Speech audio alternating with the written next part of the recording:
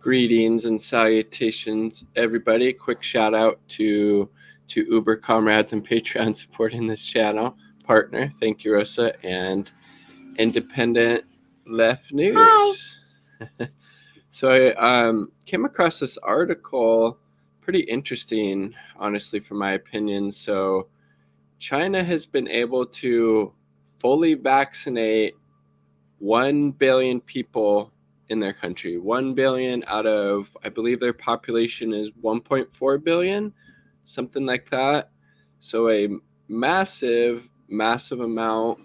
And this was without having any type of vaccine mandates in place, at least on a national scale, which I just find it very interesting when you compare that to what's going on in the United States and a lot of these, Western democracies with people protesting against the vaccine, getting really pissed off if there's, mandates for healthcare workers or for people to go to school. So I'm in grad school, so I had to get my first shot a couple of weeks back in order to be eligible to, return to school potentially. I think California just instituted a thing where eligible students are going to be required to get the vaccine there. So China not having to mandate anything, but they've still been able to get 1 billion people fully vaccinated against the coronavirus. And I just really think this, this juxtaposition of these so-called Western democracies, how people are very individualistic when it comes to getting the vaccine in particular, and it's seen as a very individualistic choice as opposed to a communal thing. How you getting vaccinated can actually protect other people, so you're not, getting the coronavirus, having to be hospitalized, taking up hospital beds, or maybe somebody who has another medical condition where they wouldn't be able to get treated. So I think, that probably goes to why so many more people in China are ready and willing to get the vaccine, because it is a socialist country, a society. They value the collective as opposed to placing so much emphasis on the individual in capitalist countries like we have here in the United States. So I just find that very, very interesting. And again, they haven't even had to issue a vaccine mandate, but they have 1 billion people who are fully vaccinated. And I also feel like, too, if you're living in one of these socialist countries, Cuba, Nicaragua, China,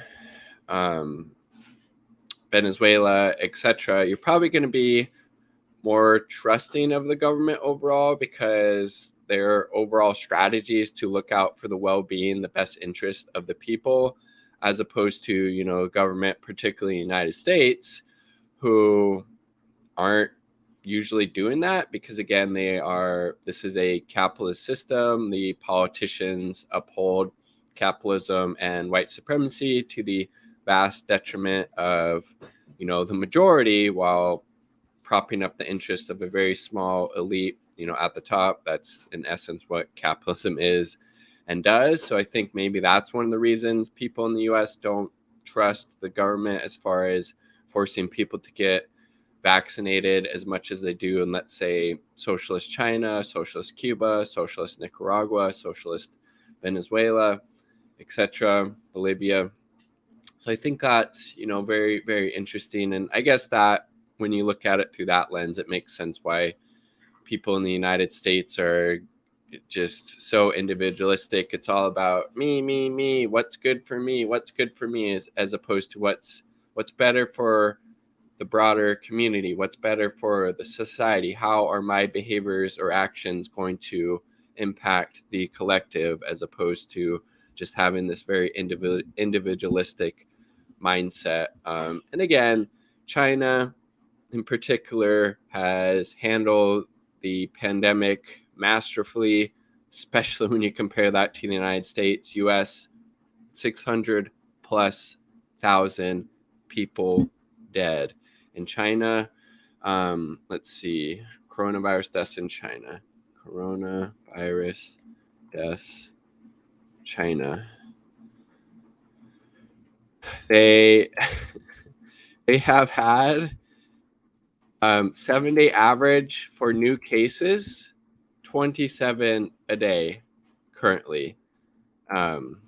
Deaths overall, 4,000. 4,000. Wait, total. No, let's do total. Yeah, 4,000 deaths. Am I looking at that right? Let's see. This is from the World Health Org. Let me just share the screen so we can look at what we're doing here. Let's see. So this is from the WHO. Deaths. So under 6,000 deaths in China from the coronavirus. Under 6,000. And their population is 4 or 5 times bigger than the United States. 600 plus thousand people have died in the United States. Less than. Does that not tell you everything you need to know about how the two countries have handled the pandemic? To me, it does. Again, they've instituted a number of lockdowns. People there are more likely to wear masks. You can get the vaccine if you wanted to. It's encouraged, but not mandated. And again, I don't think they necessarily have to mandate it because people have a more collective spirit and way of going about their lives and how they make these decisions. So again, maybe that's one of the reasons that they haven't had to institute a mandate there as opposed to the United States, which again, it's a capitalist thing. We're all taught to worry about ourselves, fuck everybody else over as long as it's good for us, fuck everybody else, don't worry about it, me. So I think that, contrast is very, very interesting, frankly. But so here's the article from CGN. Over 1 billion people fully vaxxed in China. I mean, that is impressive. Again, look from a public health perspective, what you're able to accomplish under a socialist system, under a government that's actually, looking out for the best interests of the people. Again, less than 6,000 people have died in China from the coronavirus. Less than 6,000. There have been 100 times more people who have died in the United States from the coronavirus than China.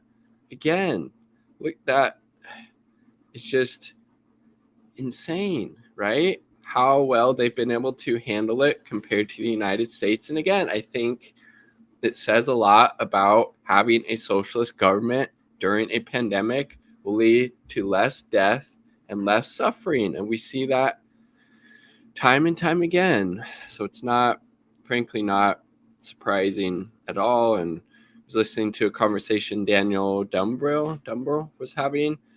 He's a Canadian expat living in China, and he had a couple guests on kind of talking about these various topics that I've been opining on. So very, very interesting, and kudos to China. Keep up the good work there, comrades. Like the video if you like the damn video. Subscribe for more content. Wait, all part of the people. Peace. Much love.